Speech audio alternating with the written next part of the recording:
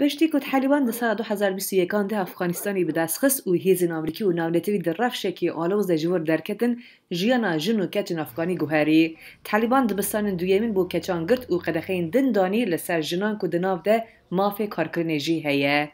Women have been told that they cannot return to work or travel in public. Jijinan rehat gotun ku ev edini karın herin serkarên xwe ger zilamek li cem wan tune be. Keçên ji temenê 12 mezin tirjî nikarin herin dibistanê. Ew tenê dihêlin ku keç û jinên ku li zanîngehê perwerdehîya xwe didomînin berdewam bikin. Lê divê ew jî serê xwe bi laçikekî reş bigirin. Her wiha polên keç û kuran jî hatiye cudakirin.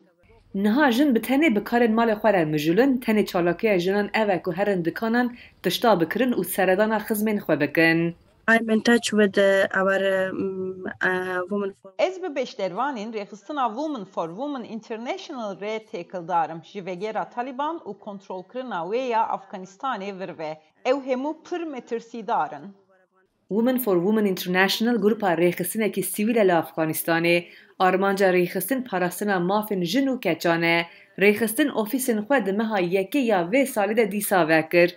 Di bernameyên rêxistinê de dersên aborî û ekonomiya malê jî hene. stipend. Her wiha di dawiya her mehê de em pereyekî bi qasî $10 didin bo beşdervanan ku ew dibe 1000 pereya Afganî. Bi vî awayî em alîkariya beşdervanan dikin. Aruzû Sedat hîvî dike ku qedexeyên ku li ser jin û keçên Afganistanê hatine danîn vê di demekî nêz de sis be. Rûken Işık Denge Amerika, Washington.